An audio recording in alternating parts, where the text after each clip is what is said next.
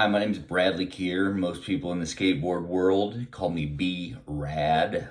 And I'd like to tell you about how I went to the highest of highs and then came crashing down in a fiery blaze of glory and totally fucked up my life, totally ruined my life, totally bankrupted me, totally fucked over pretty much everything and brought me to my knees, and how I am going to be rebuilding myself step by crucially or excruciatingly small step at a time.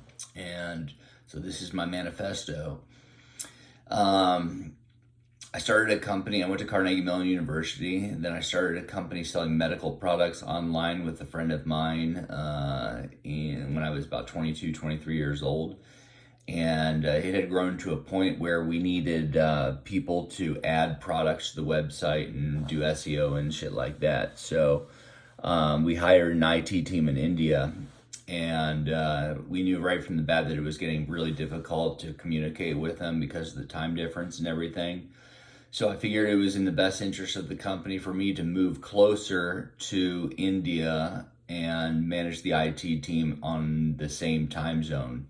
So I ended up moving to Dubai in the United Arab Emirates after a good friend of mine who I went to university with at Carnegie Mellon had recommended or had invited me to visit. And I thought, okay, well, I'll just move to Dubai because it's on the same time zone as India.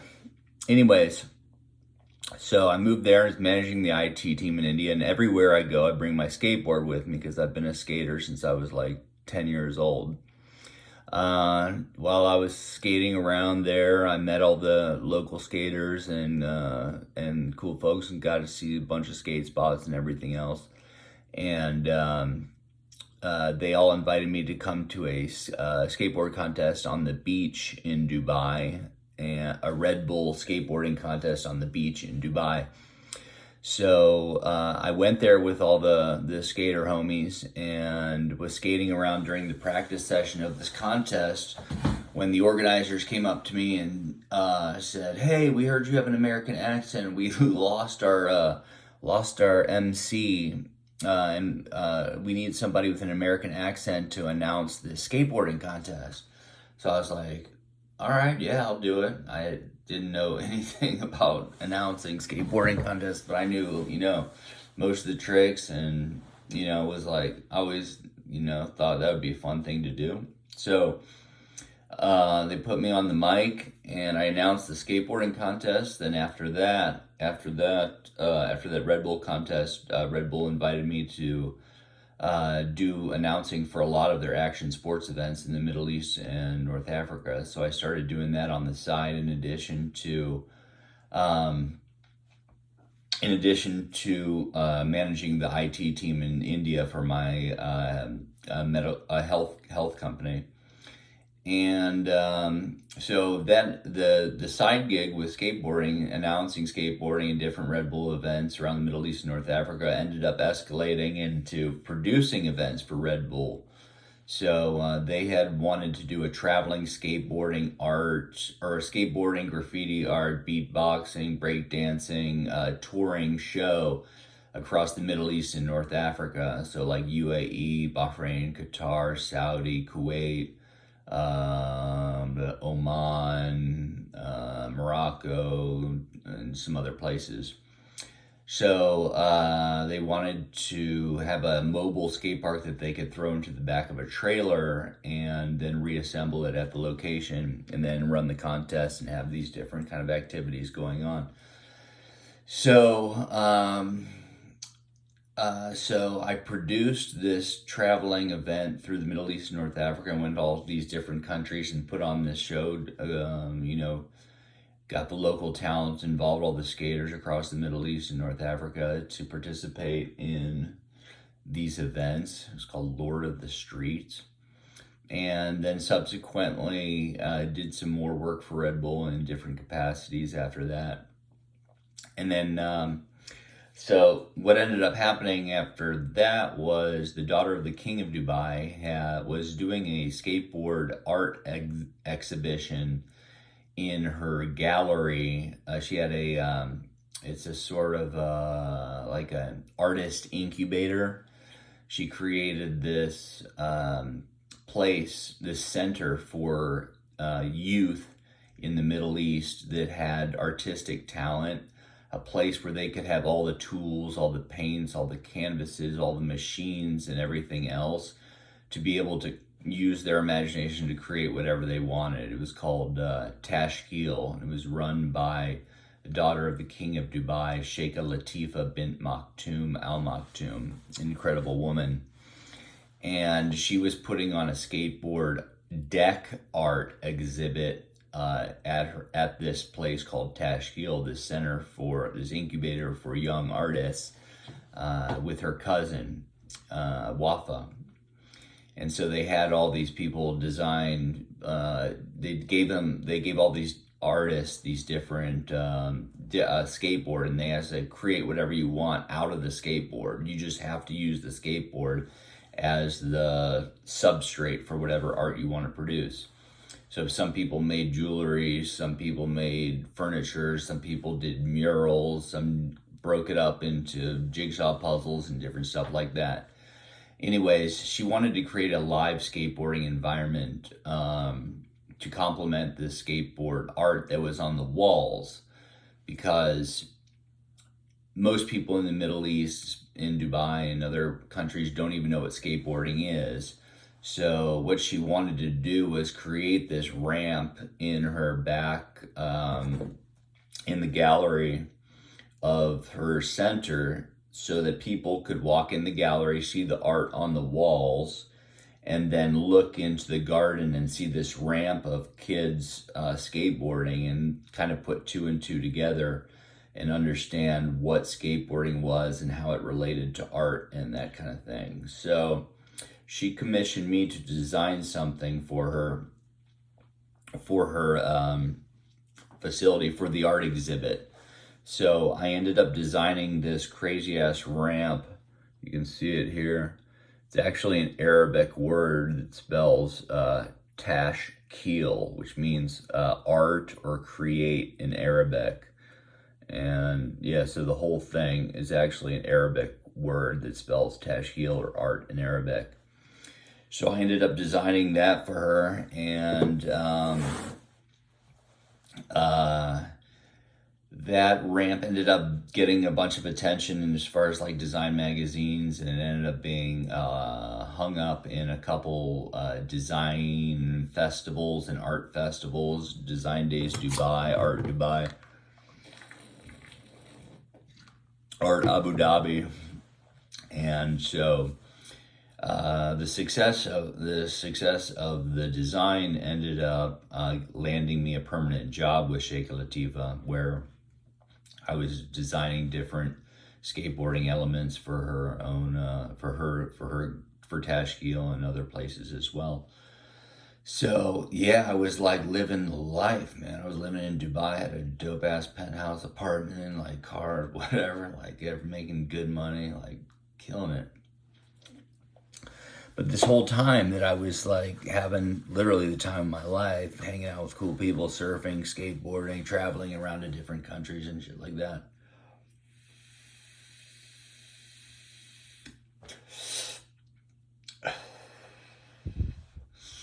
I was prescribed Adderall. I had been prescribed Adderall since I was about 22 or 23 years old.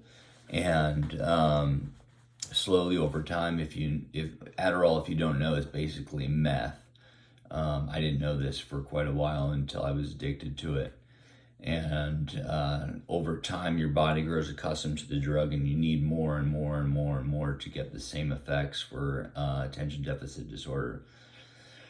So this whole time, and since I had started the company and was living in Dubai, designing skate parks and stuff like that, it was like awesome. But the thing was, it was all fueled by Adderall. And I knew that over time, that the effectiveness was going to lessen and lessen and lessen, and it was going to eventually, there was going to be a day of reckoning, which ended up being like a year of reckoning. So yeah, I was on Adderall, traveling around, having fun, designing skate parks and shit like that, and having awesome people come and skate my ramp, Tony Hawk, and all kinds of people.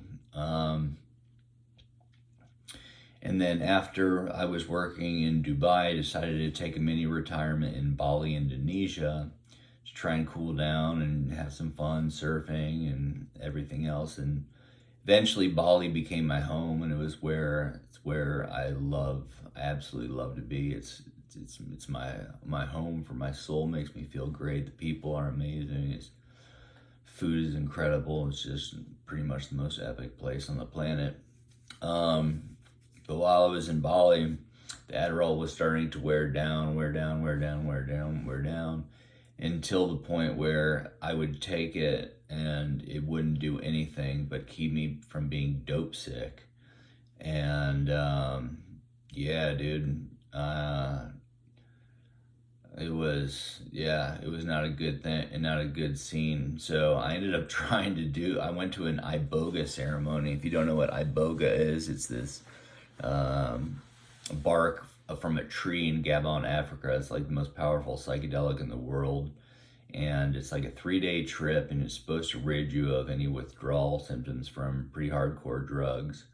So I took that. I did that 3-day trip, which was fucking insane, and but yet the withdrawal symptoms started to creep up on me from the Adderall, and it was the fucking gnarliest thing I could never even imagine how gnarly it was.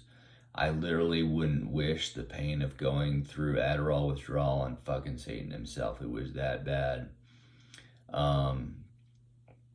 So I was in Bali when all this happened. I had no Adderall and was going through massive withdrawal and just fucking puking my guts out, just curled in the bed all day, shivering, cold sweats, fucking just dope sick as shit. Somehow managed to get on a plane and come back to America because I knew that there was going to be a long recovery from this. And it turns out when I got back to America, I went into a psychosis. And when I came back, and I stayed awake for like 3 weeks straight and was just off my fucking trolley. I was nuts. And then I went, my psychosis lasted for like 4 or 5 months. And just basically brought me to my knees. At the time, it was incredible. Like I thought I was God, and I was trying to do all these different challenges, and I had to like I was hearing voices and seeing things, and like, I thought that my ex-girlfriend had engineered this game for me to play, and she was gonna jump out from behind a trash can or something and punk me like Ashton Kutcher.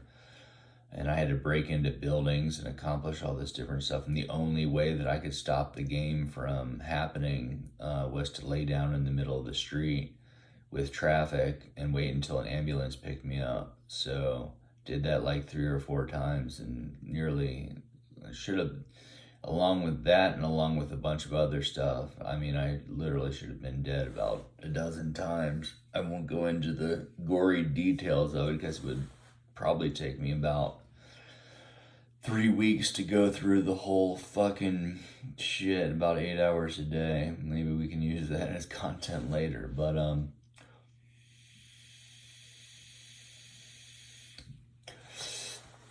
yeah.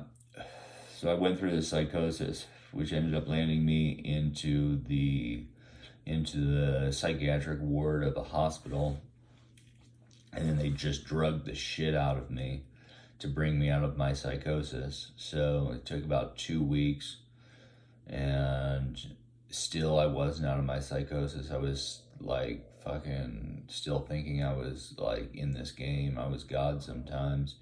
And then the reality started setting in, and it was like I went from having this epic job, living in Dubai and Bali, surfing, skateboarding, traveling around, eating epic food, hanging out with rad people, going to fun parties, like literally the most optimal life you can possibly imagine. And during my psychosis, I spent all my money. I went bankrupt. I fucking lost a lot of friends because they didn't know what to do with me. They thought I was fucking nuts, which I was.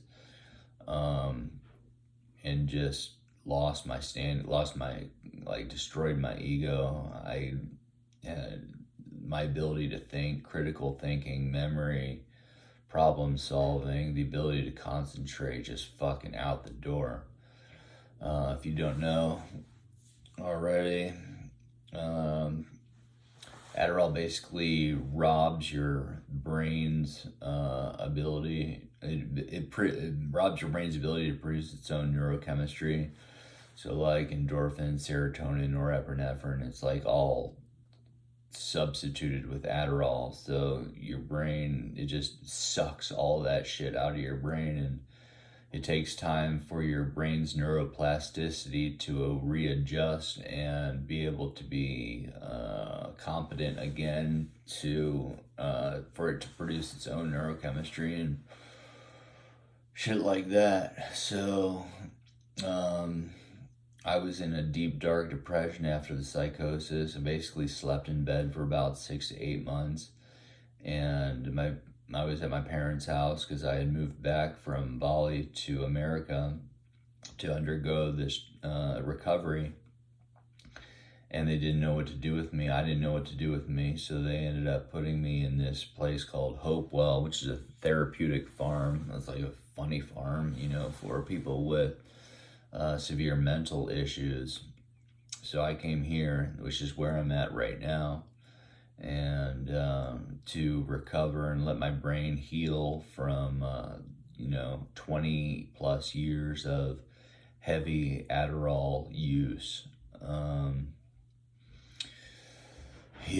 So I've hit basically the bottom of the barrel. I am at the absolute I was at the absolute worst possible scenario I could imagine as a human being. Just suicidally depressed, just thinking of different ways to kill myself every day. Fucking gnarly. Didn't talk to anybody, couldn't even look at a television, could barely listen to things, just in absolute terror every day.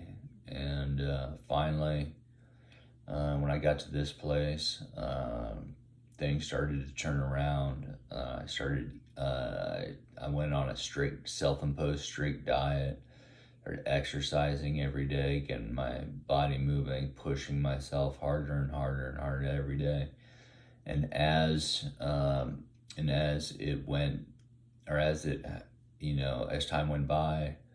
time is going by, my brain is starting to come back slow by little by little. So I'm super stoked about that. So I'm gonna continue on the program that I'm on now, exercise and diet. And I'm getting out of here in a couple of weeks and moving to Cleveland for the next step, little autonomous living in central Cleveland. See if I can handle that, managing day-to-day activities. But my ultimate goal is to get back to the life not exactly the life that I was living before, because it was unsustainable with the Adderall and everything, but essentially I've lived out of a suitcase for about 20 years, living in hotels and Airbnbs and short lease apartments and shit like that were rented by employers and whatnot. So my ultimate goal is just to get my mental health back in order and get to a place where I can start traveling the world again. And I want to live the rest of my life out of one suitcase or one carry-on backpack with everything, all of my worldly possessions in that backpack, with a skateboard attached, and to visit every single country in the world, and skate as many skate parks in the world, and hang out with the coolest people and all the skaters, see the city, and see the locations from a skateboarder's perspective, and eat their foods and stay with them and contribute to the local skateboard culture, designing skate parks and stuff like that. So this is my quest, man. I'm on a quest to now essentially build my one Cotopaxi Alpa 35 liter backpack. I want to assemble the absolute most essential, coolest items to put in that bag that will allow me to live out of it for the rest of my life, wherever I go in the world, and to bring my skateboard with me and travel the world and do exactly that. Yeah, so that's kind of that's where I was. This is where I want to be. It's somewhat of my manifesto. So I'm doing my best to bring it back and get my shit together and live the fucking life again, man, because I miss just having fun, kicking it with the coolest people, and just having fun, doing cool shit, seeing new places, and just living a rad life. So thanks for listening. This is a little bit about me, and I'd love to hear from you and see if you can help me figure out what items I should put in my Cotopaxi Alpa 35 liter backpack. Yeah. Thanks a lot.